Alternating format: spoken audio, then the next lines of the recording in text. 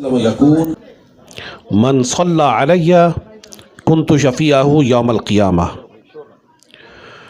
فرمایا کہ میں نے رسول اللہ صلی اللہ علیہ وآلہ وسلم کو فرماتے ہوئے سنا کہ جس شخص نے میری ذات پر درود پڑھا کنت شفیعہ یوم القیامہ، میں قیامت کے دن اس کی شفاعت کروں گا۔ امیر المؤمنین خلیفۃ المسلمین مولا علی کرم اللہ تعالی وجہہ الکریم آپ فرماتے ہیں قال رسول اللہ صلی اللہ علیہ وآلہ وسلم من صلی علی صلاۃ کتب اللہ لہ قیراطا والقیراط مثل احد، کہ رسول اللہ صلی اللہ علیہ وآلہ وسلم نے ارشاد فرمایا جس شخص نے میری ذات پر درود پڑھا اللہ رب العزت اسے ایک قیراط اجر عطا فرماتا ہے۔ پھر فرمایا والقیراط مثل احد، قیراط احد پہاڑ کے برابر ہے جو اللہ رب العزت درود پڑھنے والے کو اپنے کرم سے عطا فرماتا ہے۔ حصول برکت کے لیے بآواز بلند درود پاک پڑھ لیجئے۔ اللہم صلی وسلم وبارک علی سیدنا و مولانا محمد النبی الامی الحبیب العالی القدر العظیم الجاہ وعلی آلہ واصحابہ وبارک وسلم۔ اللہ رب العزت کے فضل و کرم سے آج اس مقام پر بہت ہی پیاری نورانی روحانی محفل میں ہم لوگ حاضر ہیں۔ جتنی دیر بھی اس محفل میں رہیں گے انشاءاللہ تبارک و تعالی رحمتوں برکتوں کا نزول ہوتا رہے گا۔ میری نیت یہ ہے کہ بہت ہی مختصر بیان کروں، لیکن آپ کی توجہ درکار ہوگی کہ آپ توجہ سے سماعت فرمائیں۔ 1 گھنٹے کا بیان نہیں ہوگا، نہ 1.5 گھنٹے کا بیان ہوگا۔ نیت یہ ہے کہ بہت مختصر بیان کروں۔ اب وہ کتنا کروں یہ میں آپ کے سامنے بیان نہیں کرتا، کتنا کروں، جتنا ہو جائے اتنا کر لیں گے۔ ایسی جو محافل ہوتی ہیں کہ جہاں پر اللہ رب العزت اور اس کے رسول صلی اللہ علیہ وآلہ وسلم کا ذکر ہو، رب کائنات کی رحمتوں کا نزول ہوتا ہے۔ جب آپ اپنے گھر سے چلے تھے، جب آپ اپنے علاقے سے چلے تھے، جب آپ اپنے کام کی جگہ سے چلے تھے کہ اس محفل میں شرکت کریں گے، تو آپ کے اور میرے وہم و گمان میں نہیں ہوگا کہ کتنی رحمتوں کا نزول شروع ہو چکا ہوگا۔ ایک حدیث میں آتا ہے من خرج فی طلب العلم فہو فی سبیل اللہ حتی یرجع، کہ جو طلب علم کے لیے چلا وہ اللہ کی راہ میں ہے جب تک واپس نہ لوٹ جائے۔ جو طلب علم کے لیے چلا وہ اللہ کی راہ میں ہے جب تک واپس نہ لوٹ جائے۔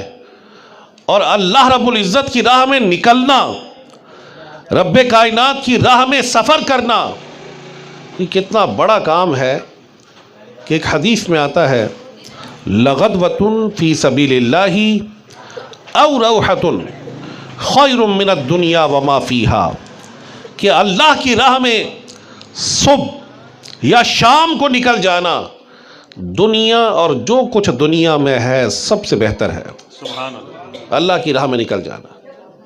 تو یہ محفل برکتوں والی محفل ہے کہ جب تک گھر لوٹ نہیں جائیں گے اس وقت تک رحمتوں کا نزول انشاءاللہ الکریم ہوتا رہے گا۔ رب کائنات کا ہم پر کرم اور احسان ہے کہ اللہ رب العزت نے ہمیں انسان بنایا، اور کرم بالائے کرم یہ ہے کہ رب کائنات نے ہمیں اپنے حبیب صلی اللہ علیہ وآلہ وسلم کا امتی بنایا۔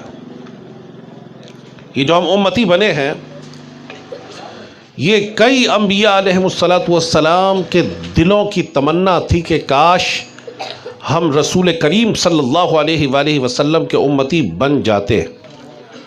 ایک بہت بڑی سیرت کی کتاب ہے دلائل النبوت، اور ایک اور بڑی عظیم سیرت کی کتاب ہے خصائص الکبریٰ۔ ان کتابوں میں موجود ہے کہ اللہ رب العزت نے جب موسیٰ علیہ السلام پر تورات کو نازل کیا تو تورات میں حضرت موسیٰ علیہ الصلاۃ والسلام نے اس امت کے فضائل کو پڑھا کہ جو امت ہم ہیں، امت محمدی کے فضائل کو پڑھا. تو اللہ رب العزت کی بارگاہ میں عرض کرتے ہیں کہ مولا، یہ جو عظیم امت جس کا ذکر تو نے تورات میں کیا ہے، اے اللہ اپنے کرم سے یہ امت مجھے عطا فرما دے. تو اللہ رب العزت نے فرمایا نہیں اے موسیٰ، یہ امت تو میرے آخری نبی محمد مصطفیٰ احمد مجتبی صلی اللہ علیہ وآلہ وسلم کی امت ہے. جب یہ ذکر کیا تو حضرت موسیٰ علیہ الصلاۃ والسلام اللہ رب العزت کی بارگاہ میں عرض کرتے ہیں تو اے مولا تو پھر تو مجھے اپنے حبیب کا امتی بنا دے. تو اللہ رب العزت نے فرمایا نہیں اے موسیٰ، بلکہ میں نے تو تجھے اپنا کلیم بنا لیا ہے، یعنی تیرا مقام و مرتبہ بہت بلند ہے، میں نے تجھے اپنا رسول بنا لیا، اپنا کلیم منتخب کر لیا ہے. لیکن اس روایت سے غور کیجئے کہ اس امت کی شان یہ ہے کہ اللہ رب العزت کے کلیم موسیٰ علیہ الصلاۃ والسلام تمنا کرتے ہیں، اللہ کی بارگاہ میں التجا کرتے ہیں کہ اللہ مجھے اپنے آخری نبی کا امتی بنا دے. ہم امتی بن گئے. حدیث میں آتا ہے ما من مولود الا یولد علی الفطرہ فابواہ یہودانہ او ینصرانہ او یمجسانہ. جو بچہ بھی پیدا ہوتا ہے، جو بچہ بھی پیدا ہوتا ہے، کسی عیسائی کے گھر پیدا ہو، کسی سکھ کے گھر پیدا ہو، کسی ہندو کے گھر پیدا ہو، کسی مجوسی کے گھر پیدا ہو، کسی مسلمان کے گھر پیدا ہو، ما من مولود الا یولد علی الفطرہ، جو بچہ بھی پیدا ہوتا ہے دین فطرت پر پیدا ہوتا ہے. دین فطرت دین اسلام ہے. ہندو کے گھر بھی دین فطرت پر پیدا ہوتا ہے، سکھ کے گھر پیدا ہونے والا بھی دین فطرت پر پیدا ہوتا ہے. پھر فرمایا فَأَبَوَاهُ يُهَوِّدَانِهِ أَوْ يُنَصِّرَانِهِ أَوْ يُمَجِّسَانِهِ. اس کے والدین ہیں جو اس کو یہودی بنا دیتے ہیں، عیسائی بنا دیتے ہیں، یا آگ کی پوجا کرنے والا بنا دیتے ہیں. جب وہ پیدا ہوتا ہے تو دین فطرت دین اسلام پر پیدا ہوتا ہے. جب وہ ہوش سنبھالتا ہے تو وہ اپنے والدین کو جس مذہب پر دیکھتا ہے اسی مذہب میں اپنے آپ کو ڈھال لیتا ہے. اللہ کا کتنا شکر ادا کرنا چاہیں ہم، جتنا بھی شکر ادا کرنا چاہیں کم ہے کہ جب ہم پیدا ہوئے ہمارے ایک کان میں اذان کی آواز آئی، ہمارے ایک کان میں اقامت یعنی تکبیر کہی گئی. جب ہم نے ہوش سنبھالا، عمل، کردار، نیک عمل، اس کی بات الگ ہے. ہمارے معاشرے میں ہمیں یہ سمجھایا گیا، والدین کی طرف سے، اعزاء و اقربا کی طرف سے، بزرگوں کی طرف سے، بڑوں کی طرف سے، علماء کی طرف سے یہ بات ہمیں سکھائی گئی کہ ہمارا رب اللہ وحدہ لا شریک ہے. ہمیں یہ بات اپنے گھر سے بھی سیکھنے کو ملی، ہمارے بڑوں نے سکھائی، ہمارے معاشرے نے بتائی، ہمارے علماء نے بتائی کہ اللہ ایک ہے. اور محمد عربی صلی اللہ علیہ وآلہ وسلم اللہ رب العزت کے آخری رسول ہیں. یہ بات ہم نے سیکھ لی. اس دین کی دعوت پر لبیک کہنے کی وجہ سے، مسلمان ہونے کی وجہ سے ہم پر پتھروں کی برسات نہیں کی گئی.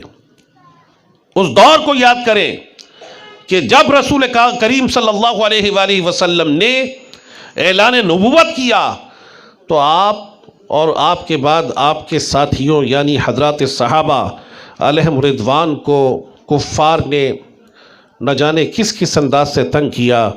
مکے مارے گئے، تھپڑ مارے گئے، چٹائی میں لپیٹ کر دھواں چھوڑ دیا گیا، تپتی ہوئی ریت پر لٹایا گیا. حضرت عمار بن یاسر رضی اللہ تعالیٰ عنہما آگ کے انگاروں پر ان کو لٹا کر بھاری پتھر اوپر رکھ دیے گئے، یہاں تک کہ ان کے جسم سے چربی نے پگھل کر اس آگ کو، ان انگاروں کو ٹھنڈا کر دیا. کہ دین کا نام لینا چھوڑ دیں۔ ایسا ان لوگوں کو تنگ کیا گیا کہ اللہ رب العزت نے قرآن مجید فرقان حمید میں ان کی تعریف کو بیان کیا، ان کی شان و عظمت کو بیان کیا، ان کی استقامت کی تعریف اللہ رب العزت نے اپنے کلام میں بیان فرمائی۔ رب کائنات نے فرمایا ان الذین قالوا ربنا اللہ ثم استقاموا تتنزل علیہم الملائکہ الا تخافوا ولا تحزنوا وابشروا بالجنۃ التی کنتم توعدون۔ بے شک جن لوگوں نے کہا کہ اللہ ہمارا رب ہے، ثم استقاموا، پھر اس پر ڈٹ گئے، تتنزل علیہم الملائکہ، ان لوگوں پر فرشتوں کا نزول ہوتا ہے، الا تخافوا ولا تحزنوا، کہ تم خوف نہ کرو، غمگین مت ہو، وابشروا بالجنۃ التی کنتم توعدون، اور تمہیں اس جنت کی خوشخبری دی جاتی ہے جس کا تم سے وعدہ کیا گیا تھا۔ مفسرین فرماتے ہیں کہ یہ آیات حضرات صحابہ علیہم رضوان کے حق میں نازل ہوئیں۔ اللہ نے ان کی استقامت کی تعریف کی ان آیات میں، ان کے لیے جنت کا اعلان کیا۔ لیکن ہم ایسے خوش نصیب ہیں کہ ہمیں کسی نے روکا نہیں، کسی نے مارا نہیں، مسجد جانے پر کسی نے ہم پر پتھر نہیں مارے، اللہ کا نام لینے پر کسی نے مارا نہیں، رسول کریم صلی اللہ علیہ وآلہ وسلم کو رب کائنات کا رسول ماننے پر کسی نے ہمیں نہیں مارا۔ اس کرم کا جتنا بھی شکر ادا کرنا چاہیں کم ہے۔ لیکن افسوس کی بات یہ ہے کہ ہم نے اپنی زندگی کے شب و روز غفلت کی نظر کر دی ہے۔ اتنی آسانی، کوئی تکلیف نہیں، وہاں نیزے مار کر شہید کر دیا گیا، وہاں برچھیاں مار کر شہید کر دیا گیا، وہاں حضرت عمار بن یاسر کو آگ کے انگاروں پر لٹایا گیا، وہاں حضرت خباب بن ارت کو آگ کے انگاروں پر لٹایا گیا، وہاں حضرت بلال رضی اللہ تعالیٰ عنہ کو تپتی ہوئی ریت پر لٹا کر بھاری پتھر رکھ کر کوڑوں کی برسات کی جاتی ہے کہ اللہ کو ایک ماننا چھوڑ دو۔ یہاں تو ہماری حوصلہ افزائی ہو رہی ہے۔ ہمیں کسی نے منع نہیں کیا کہ ہم نماز نہ پڑھیں، ہم اللہ کو نہ مانیں، ہم رسول پاک صلی اللہ علیہ وآلہ وسلم کو نہ مانیں۔ اتنی آسانیاں، اتنی آسائشیں اور اللہ رب العزت کی اتنی نعمتیں ہم تصور نہیں کر سکتے کہ رب کائنات نے ہمیں اتنی نعمتوں سے نوازا ہے کہ کروڑوں روپے ان کا بدلہ نہیں ہو سکتے۔ اتنی نعمتیں، آنکھوں کی نعمتیں جو دی ہیں، اتنی بڑی نعمتیں ہیں کہ دنیا کی کوئی نعمت اس نعمت کا مقابلہ نہیں کر سکتی۔ آنکھوں کی قدر پوچھنی ہے تو ان لوگوں سے پوچھیں جن کی آنکھیں نہیں۔ اگر کان کی قدر پوچھنی ہے تو ان لوگوں سے پوچھیں کہ جن کے کان نہیں ہیں۔ زبان کی قدر پوچھنی ہے تو ان لوگوں سے پوچھیں جن کی زبان نہیں ہے۔ اگر دل کی قدر پوچھنی ہے تو ان لوگوں سے پوچھیں کہ جن کا بائی پاس ہو گیا۔ اگر لیور کی قدر پوچھنی ہے تو ان لوگوں سے پوچھیں کہ جن کا لیور خراب ہو رہا ہے۔ گردوں کی قدر پوچھنی ہے تو ان لوگوں سے پوچھیں جن کے ڈائلیسس ہو رہے ہیں، کڈنی فیلئر ہو گیا۔ یہ نعمتیں رب نے ہمیں دی، بغیر مانگے دی، اور ہمیں کیا حکم فرمایا؟ فرمایا هو الذی خلق لکم ما فی الارض جمیعا۔ رب تبارک و تعالی وہ ہے کہ زمین میں جو کچھ بھی ہے، زمین میں جو کچھ بھی ہے اس نے تمہارے لیے پیدا کیا ہے۔ ہمارے رب نے زمین کی ہر چیز کو ہمارے لیے پیدا کیا۔ کبھی غور کیا کہ زمین کی ہر چیز ہمارے لیے پیدا کی گئی، ہمیں کس لیے پیدا کیا رب نے؟ ہر چیز تو ہمارے لیے پیدا ہوئی، ہم کس لیے پیدا کیے گئے؟ تو اللہ رب العزت نے اپنے کلام قرآن مجید فرقان حمید میں ہماری پیدائش کے مقصد کو بیان کیا ہے۔ ارشاد فرمایا وَمَا خَلَقْتُ الْجِنَّ وَالْإِنسَ إِلَّا لِيَعْبُدُونَ، کہ ہم نے جنوں اور انسانوں کو فقط اپنی عبادت کے لیے پیدا کیا ہے۔ دوبارہ سن لیں، ہم نے جنوں اور انسانوں کو فقط اپنی عبادت کے لیے پیدا کیا۔ ساری چیزوں کو رب کائنات نے ہمارے لیے پیدا کیا اور ہمیں اپنی عبادت کے لیے پیدا کیا. ہم نے کبھی غور کیا اس بات پر کہ عبادت کے لیے پیدا ہوئے ہم کیا کر رہے ہیں؟ جب سے ہوش سنبھالا ہم کیا کر رہے ہیں؟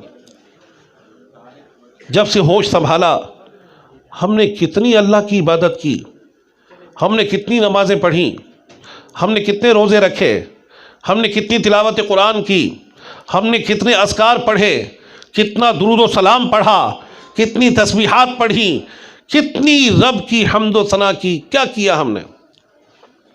اگر غور کریں تو جواب یہی آئے گا کہ ہم نے اپنی زندگی کو غفلت، سستی اور کوتاہی کی نظر کر دیا. کوئی بھی مسلمان آپ کو یہ کہتا نظر نہیں آئے گا کہ جناب میں نیکی نہیں کرتا. قابل توجہ بات، کوئی بھی مسلمان جسے نیکی کی دعوت دی جائے وہ یہ نہیں کہے گا کہ جناب میں نہیں کرتا، میں نماز نہیں پڑھتا. احساس ضرور ہوتا ہے، احساس ضرور ہوتا ہے. کیا کہتے ہیں لوگ؟ ہم کیا کہتے ہیں؟ نیکیاں کریں گے، نیکیاں کریں گے، روزے رکھیں گے، تلاوت قرآن بھی کریں گے، اللہ اللہ کریں گے، کریں گے، ابھی نہیں. کیا کہتے ہیں؟ ابھی نہیں، کریں گے، کچھ عرصے بعد کریں گے، 2 سال بعد کریں گے، عمرے پر چلے جائیں کریں گے، حج پر چلے جائیں کریں گے، فلاں مسئلہ حل ہو جائے کریں گے، اللہ نے اولاد دی تو کریں گے، ذرا کاروبار کے معاملات کو بہتر کر لیں اس کے بعد ہم اللہ رب العزت کی طرف رجوع کریں گے، اللہ اللہ کریں گے. لیکن غور کریں تو یہ شیطان کا بہت بڑا وار ہے، یہ شیطان کا بہت بڑا وار ہے کہ وہ نیکی سے ڈائریکٹ منع نہیں کرتا، لیکن سستی، کاہلی اور کوتاہی کا بیج ہمارے دل و دماغ میں اس نے بو دیا کہ نیکی کرنی ہے لیکن ابھی نہیں کرنی. اور یہ یاد رکھیے گا کہ اگر ابھی نہیں کرنی نا تو پھر یہ نیکی کبھی بھی نہیں ہوتی. اللہ رب العزت نے اپنے کلام قرآن مجید میں فرمایا وَسَارِعُوا إِلَىٰ مَغْفِرَةٍ مِّن رَبِّكُمْ وَجَنَّةٍ عَرْضُهَا السَّمَاوَاتُ وَالْأَرْضُ أُعِدَّتْ لِلْمُتَّقِينَ. وَسَارِعُوا، سرعت کرو، دوڑو اپنے رب کی مغفرت اور جنت کو حاصل کرنے کے لیے. کون سی جنت؟ فرمایا عرضها السماوات والارض، اس جنت کے حصول کے لیے جلدی کرو، دوڑو کہ جس کی چوڑائی میں زمین و آسمان بھی آئے ہوئے ہیں، اتنی بڑی جنت ہے. لیکن فرمایا اعدت للمتقین، تیار کی گئی ہے تقوی والوں کے لیے وہ جنت. اس جنت کے حصول کے لیے دوڑو. ہم تو کچھ بھی نہیں کر رہے. ہمارا حال پتہ کیا ہے؟ ایک حدیث میں آتا ہے نعمتان مغبون فیہما کثیر من الناس، 2 نعمتیں ایسی ہیں کہ جن کی وجہ سے بہت سارے لوگ دھوکے کا شکار ہیں. 2 نعمتیں ہیں جن کی وجہ سے بہت سارے لوگ دھوکے کا شکار ہیں.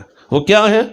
الصحت والفراغ، صحت اور فرصت. ان 2 نعمتوں کی وجہ سے بہت سارے لوگ دھوکے کا شکار ہیں. جس کو صحت ملی وہ کہتا ہے کہ ابھی وقت نہیں ہے کہ میں اللہ کی طرف رجوع کروں، ابھی میں فلاں کام کر لوں، ابھی تعلیم کو مکمل کر لوں، ابھی کاروبار پر اپنا وقت صرف کر دوں، ابھی کمائی کر لوں، ابھی بینک بیلنس بنا لوں، ابھی جائیداد اکٹھی کر لوں، مال و دولت کی فراوانی کر لوں، بعد میں کروں گا. بعد میں کب؟ کتنے ایسے لوگ ہیں کہ رات کو ہمیں ملتے ہیں، اگلے دن انہیں اٹھنا نصیب نہیں ہوتا. کیا جناب اچانک ہارٹ اٹیک ہو گیا، پتہ بھی نہیں چلا. تمنائیں بڑی ہوتی ہیں کہ کریں گے، لیکن بعض اوقات موت مہلت نہیں دیتی. شیطان کا وار ہے، کریں گے، ابھی نہیں. تو اگر ابھی نہیں تو پھر شاید کبھی بھی وقت نہ آئے. تو صحت مند کو سوچنا چاہیے کہ خدا نہ خواستہ کیا اس وقت ہم اللہ کی عبادت کی طرف اپنی توجہ بنائیں گے کہ جب ڈاکٹر منع کر دے کہ سجدہ نہیں کرنا، جب ڈاکٹر منع کر دے کہ آپ نے جھکنا نہیں ہے. جب وضو نہ ہو سکے ہم سے، جب ہم سے تلاوت قرآن نہ ہو سکے، جب ہم مسجد کی طرف جا نہ سکیں، جب کرسی پر بیٹھ کر اشارے سے نماز پڑھنے کے قابل ہوں، کیا اس وقت اللہ کو سجدہ کرنے کا ذہن بنائیں گے؟ کتنے افسوس کی بات ہے. رب نے اتنی نعمتوں سے نوازا، رب نے اتنا کرم کیا کہ ساری زندگی کی کمائی اس کا متبادل نہیں ہو سکتا. اتنا کرم اس نے کیا، اس کی بارگاہ میں جھکنے کی توفیق ملی نہیں. کیا اس وقت کو اللہ کی عبادت کے لیے ہم نے مخصوص کر رکھا ہے؟ جب دنیا ہمیں چھوڑ دے، جب کوئی ہمیں منہ لگانے کے قابل نہ ہو، جب اولاد یہ کہہ دے کہ ابا جی رات کو ساری رات کھانستے ہیں، تنگ کرتے ہیں، زندگی خراب کر دی، کیا اس وقت ہم سوچیں گے کہ اللہ کی عبادت کرنی ہے؟ نہیں. آج اگر جسم میں طاقت ہے تو یہ نیت کریں کہ آج سے ہی ہم تلاوت قرآن کا ذہن بنائیں گے. آج جسم میں طاقت ہے تو آج سے نماز پڑھیں گے. آج اگر جسم میں طاقت ہے، یہ میرے رب کا کرم، فضل اور احسان ہے کہ میرے رب نے اتنی نعمتوں سے نوازا ہے، تو میں 5 وقت کیا اس کے سامنے جھک نہیں سکتا؟ میں دنیا کے اتنے کام کرتا ہوں، میں اپنی دنیا کے دوستوں سے ملاقاتیں کرتا ہوں، فضول اپنی گفتگو میں وقت کو برباد کرتا ہوں، فضول مشاغل میں اپنی زندگی کے اوقات کو ضائع کر رہا ہوں، تو کیا 5 وقت اپنے رب کی بارگاہ میں حاضر نہیں ہو سکتا؟ میں اس کام کے لیے تو دنیا میں نہیں آیا تھا. میں تو دنیا میں اس لیے آیا تھا کہ آخرت کی تیاری کروں. میں کیا کر رہا ہوں؟ 5 6 گھنٹے آپس میں گپے لگا رہے ہوتے ہیں، اور روزانہ 1 گھنٹہ ہم اللہ کی بارگاہ میں جھک نہیں سکتے. فلم دیکھیں، نہ جانے کیا کچھ کریں، گیمز کھیلیں. وقت ہے آخرت کا، وقت آخرت کی تیاری کا وقت نہیں. اللہ رب العزت نے اپنے کلام میں فرمایا، افحسبتم انما خلقناکم عبثا وانکم الینا لا ترجعون. تمہارا کیا خیال ہے کہ ہم نے تمہیں بیکار پیدا کر دیا اور کیا تمہیں ہماری طرف لوٹنا نہیں ہے؟ ہم بیکار پیدا نہیں ہوئے، بلکہ لوٹ کر رب کی بارگاہ میں جانا ہے. کیسے جائیں گے؟ بغیر عمل کیے، بغیر عمل کیے، بغیر محنت کیے، بغیر کوشش کیے دنیا نہیں ملتی. آخرت کیسے ملے گی؟ بغیر محنت کیے دنیا نہیں ملتی، آخرت کیسے ملے گی؟ وہ آخرت کہ جس کے بارے میں رب نے فرمایا والعاقبۃ للمتقین، آخرت تقوی والوں کے لیے ہے. تو اس تقوی کے لیے کب کوشش کریں گے؟ اور دوسری نعمت جس کی وجہ سے لوگ دھوکے کا شکار ہیں، وہ حدیث میں ہے والفراغ، فرصت. فرصت کو غنیمت جانے. اس سے پہلے کہ کوئی بڑا مشکل کام آن پڑے، اللہ نے وقت دیا ہے. اس وقت کو اللہ رب العزت کی عبادت میں ڈھالنے کی کوشش کریں. اپنے کاروبار کے معاملات پر غور کریں، اپنی تجارت پر غور کریں، اپنی روزی پر غور کریں کہ میری روزی کہیں ایسی تو نہیں ہے کہ جس کی وجہ سے میں اپنے پیٹ میں نارے جہنم کو بھر رہا ہوں. ایک حدیث میں ہے کہ اگر لقمہ حرام، ایک لقمہ حرام کسی بندے کے پیٹ میں چلا جائے تو 40 دن تک اس کی دعا قبول نہیں ہوتی. اور اگر وہ لقمہ پیٹ میں تھا، بندہ فوت ہو جائے تو اللہ رب العزت اسے داخل جہنم فرمائے گا. ہم نے غور نہیں کیا کہ کس مقصد کے لیے آئے تھے، کیا کر رہے ہیں. ہمارے رب نے اپنی عبادت کے لیے پیدا کیا، ہم سوچ رہے ہیں کہ دنیا کی بہتری کے لیے آئے. ہمارے رب نے ہمیں آخرت کی تیاری کے لیے دنیا میں بھیجا، ہم نے یہ سوچا کہ فقط دنیا کے لیے آئے. تو بس عجیب ہمارا طرز زندگی ہے. جو کافر کر رہے ہیں وہ ہم کر رہے ہیں، جو کافر سوچ رہے ہیں ہم بھی ویسے سوچ رہے ہیں. تو فرق کیا ہے؟ فرق کیا ہے؟ صرف یہی کہ ہم اللہ رب العزت کو وحدہ لا شریک مانتے ہیں. عمل میں کوئی فرق نہیں ہے. حضرت بشر حافی رحمۃ اللہ تعالی علیہ، ان کے دور میں ایک مسلمان تھا بے عمل، وہ کسی کافر کو اسلام کی دعوت دیتا تھا. بعض کتابوں میں بایزید بستامی کا ذکر ہے، وعلیکم السلام ورحمۃ اللہ، دعوت دیتا تھا کسی کافر کو اسلام قبول کرنے کی. تو ایک دن کافر کو غصہ آیا. آپ ذرا توجہ رکھیں، کافر نے کیا کہا؟ اس کو غصہ آیا کہ تم مجھے اسلام کی دعوت دیتے ہو، میرے سامنے 2 قسم کے مسلمان ہیں، ایک تم مسلمان ہو اور ایک با یزید بستامی جیسے مسلمان ہیں. اگر تم چاہتے ہو کہ میں با یزید جیسا مسلمان بن جاؤں، وہ تو اتنے بڑے اللہ والے، میں تو ویسا بن ہی نہیں سکتا. اور اگر تم یہ چاہتے ہو کہ میں تم جیسا مسلمان بن جاؤں تو تم میں اور مجھ میں فرق کیا ہے؟